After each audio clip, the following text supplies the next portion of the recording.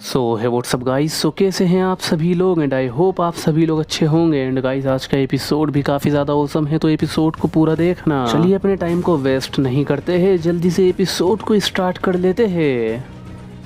Episode की शुरुआत वहीं से होती है जब प्रोफेसर ओक एश केचम और उसके दोस्तों को अपने साथ लेकर आ जाते हैं काय से बचाने के लिए। प्रोफेसर ओक एश और उसके दोस्तों को एक सेफ जगह पर लेकर आ जाते हैं और यहाँ पर लाकर फिर प्रोफेसर ओक एश केचम को अभी भी नेथन समझकर कहते हैं, तुम अब सुरक्षित हो नेथन, तुम्हारी जिम्मेदारी मेरी है। इस पर एश केचम बताता है, मैं नेथन नहीं हूँ, मेरा नाम एश केचम है और आप प्रोफेसर ओक हो, मैं आपको जानता हूँ। तो ये सुनकर फिर प्रोफेसर ओक काफी ज्यादा शौक हो जाते हैं और कहते हैं, तुम नेथन नहीं हो लेकिन तुम तो बिल्कुल उसकी तरह ही दिखते हो। इस पर एश कहता है, हाँ क्योंकि मैं भी पेलेट टाउन से हूँ। तो ये सुनकर प्रोफेसर ओक और ज्यादा शौक हो जाते हैं और कहते हैं, मैं पेलेट टाउन के एक एक शख्स को जानता हूँ, एक एक ट्रेनर को जानता हूँ और उनमें तुम कभी भी नहीं थे, मैंने तुम्हें कभी पेलेट टाउन में देखा ही नहीं, तुम हो कौन। इस पर एश केचम बताता है, प्रोफेसर ओक आप बिल्कुल ठीक कह रहे हैं और मैं आपकी बात से एकदम सहमत हूँ और ऐसा इसलिए है क्योंकि मैं इस टाइम से नहीं हूँ बल्कि मैं फ्यूचर से आया हूँ। तो ये सुनकर एकदम प्रोफेसर ओक हैरान हो जाते हैं और कहते हैं, तुम फ्यूचर से आए हो, ये कैसे हो सकता है। तो इस पर एश केचम बताता है, हाँ मैं वाकई में फ्यूचर से आया हूँ, मैं 2025 से आया हूँ, मैं पेलेट टाउन से ही हूँ, मेरी मोम का नाम डीलिया है और मेरे फादर का नाम एडम है। तो ये सुनकर प्रोफेसर ओक एकदम शौक हो जाते हैं और कहते हैं, मुझे यकीन नहीं आ रहा, तुम डीलिया और नेथन के बेटे हो। तो ये सुनकर एश शौक हो जाता है और एश कहता है, क्या अभी तक आप जिस नेथन की बात कर रहे थे वो मेरे डैड एडम हैं। तो इस पर प्रोफेसर ओक कहते हैं, हाँ बिल्कुल, एडम जो नाम है वो उसके फादर ने रखा था और नेथन जो नाम है वो उसकी मोम ने रखा था। तो इस पर एश कहता है, इसका मतलब मेरे फादर की जान को खतरा है और वो खतरा और किसी से नहीं बल्कि गेरी के फादर से है। तो इस पर फिर ओक कहते हैं, क्या मतलब है तुम्हारा गेरी के फादर से। जिस पर फिर एश बताता है, फ्यूचर में गेरी आपका ग्रैंडसन है यानी कि काय का बेटा है। तो ये सुनकर प्रोफेसर ओक काफी ज्यादा खुश हो जाते हैं। तो एश कहता है, क्या हुआ प्रोफेसर ओक। तो इस पर फिर प्रोफेसर ओक कहते हैं, दरअसल काय तुम्हारे डैड की जान लेना चाहता है और तुम्हें पता है वो ऐसा क्यों करना चाहता है। तो एश पूछता है, नहीं मुझे नहीं पता, मुझे प्लीज बताइए कि आखिर काय जो कि गेरी के फादर है वो इतने ज्यादा गुस्से में क्यों है और मेरे फादर को क्यों मारना चाहते हैं। लेकिन तभी हम क्या देखते हैं कि यहाँ पर काय आ जाते हैं और काय काफी ज्यादा गुस्से में होते हैं और एश केचम को नेथन समझकर कहते हैं, नेथन मैं तुम्हें जिंदा नहीं छोड़ूंगा, किसी जमाने में हम अच्छे दोस्त हुआ करते थे लेकिन तुम हमेशा मुझसे एक कदम आगे रहे हो और तुमने हमेशा मुझे नीचा दिखाया है, तुमने कभी मेरे जज्बातों को नहीं समझा और फिर जिस लड़की से मुझे प्यार हुआ उस लड़की को तुमसे प्यार हुआ और उसने तुम्हें चुना। मैं इस बात को कभी बर्दाश्त नहीं कर सकता, मैं तुम्हें खत्म कर दूंगा। तो ये सुनकर एश और उसके दोस्त मिस्ट्री ब्रोक और हाना सब शौक हो जाते हैं और एश को समझ में आ जाता है कि यहाँ पर क्या हो रहा है।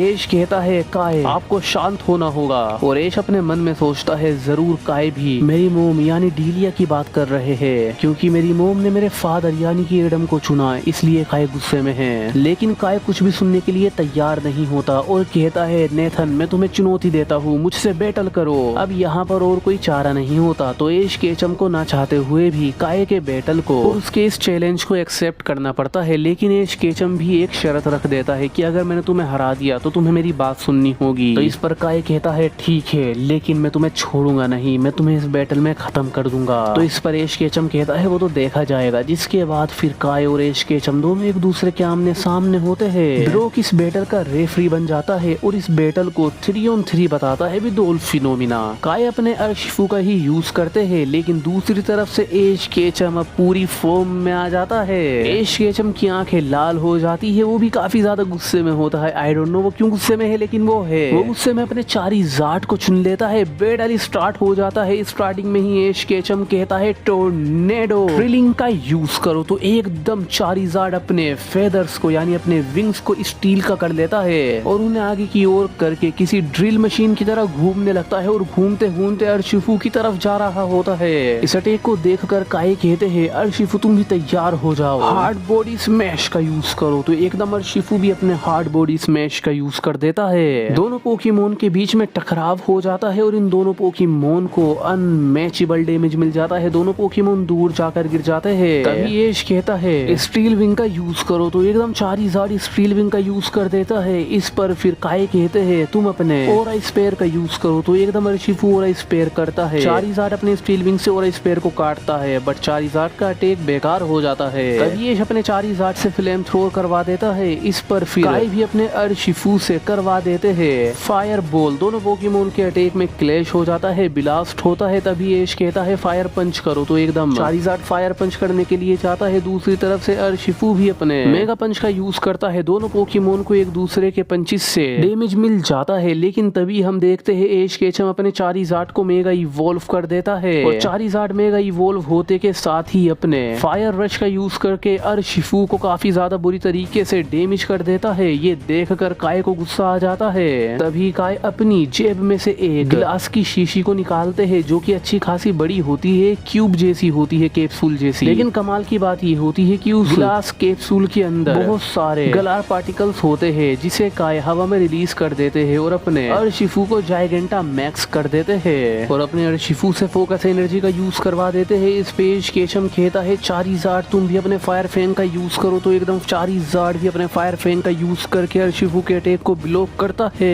एश कहता है चारिज़ार्ड फ्लाइंग करो, तो एकदम चारिज़ार्ड फ्लाइंग करने लगता है, अर्शिफू के करीब जाता है। तभी एश कहता है यही मौका है, ब्लैक फ्लेम थ्रोर का यूज करो, तो एकदम चारिज़ार्ड अपनी ब्लैक फ्लेम थ्रोर का यूज कर देता है।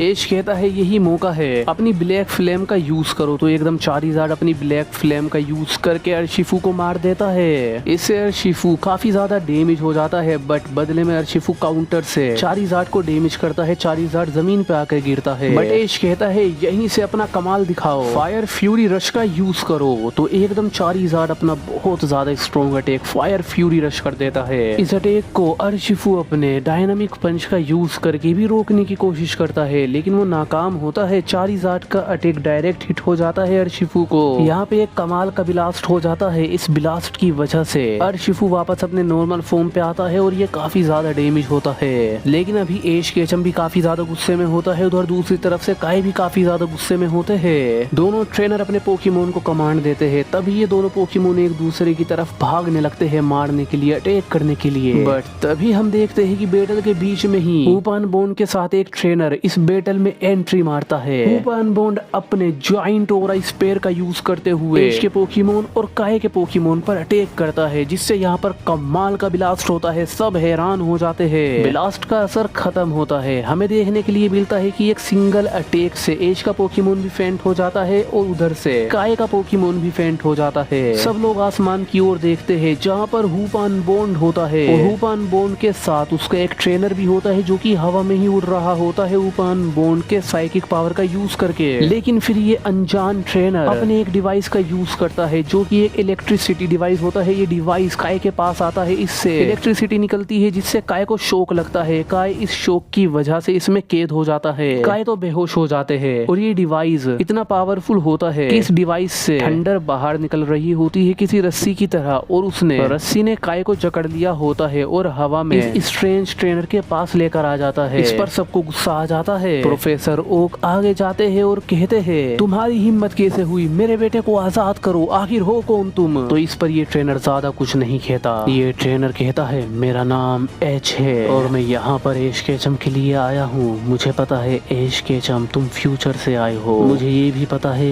कि तुम कौन हो और यहाँ पर कैसे आए। इस पर एश कहता है तुम्हें सब कैसे पता, तुम्हें क्या चाहिए मुझसे। जिस पर एश बताता है तुम्हें यहाँ पर लाने वाला मैं ही हूँ। ये सुनकर एश, ब्रोक, मिस्टी हैरान हो जाते हैं। एच बताता है जिवानी को वो एनर्जी सोर्स मैंने ही दिया था फ्यूचर में जाकर, और वो सब बैटल, वो वॉर जो तुम्हारे और जिवानी के बीच में हुई थी, वो सब मेरे प्लान का हिस्सा था। तुम्हें उस एनर्जी सोर्स के पास लाने के लिए, दरअसल वो कोई एनर्जी सोर्स नहीं बल्कि एक तरीके की टाइम मशीन थी। आसान शब्दों में अगर मैं तुम्हें समझाऊं तो तुम्हें यहाँ पर लाने का मेरा सिर्फ एक ही मकसद है। अगर तुम काय, जिवानी और अपने टाइम में उस एनर्जी सोर्स की मदद से वापस जाना चाहते हो और जिवानी और काय को जिंदा देखना चाहते हो, तो जो मैं कहता हूँ वो करते जाओ। ये सुनकर एश हैरान हो जाता है। एश इसकी बात मानने के लिए इनकार कर देता है। एश अपने पोकेमोन का यूज करके एश पर अटैक करने की कोशिश करता है, बट जैसे ही एश कोशिश करता है तो एश काय को तकलीफ पहुंचाता है, उसे जान से मारने लगता है, तो एश को रुकना पड़ता है। और प्रोफेसर ओक कहते हैं प्लीज एश केचम मेरे बेटे को बचाने के लिए वो जो कहता है वो कर दो, तो ऐश को भी फिर मानना पड़ता है। ऐश पूछता है मुझे क्या करना होगा। ऐश बोलते हैं वर्ल्ड चैंपियनशिप में जाओ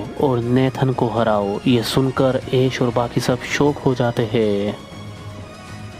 तो बस गाइज आज के एपिसोड में इतना ही, एंड मैं मिलूंगा आपसे इसके नेक्स्ट एपिसोड में। तब तक के लिए टेक केयर, बाय।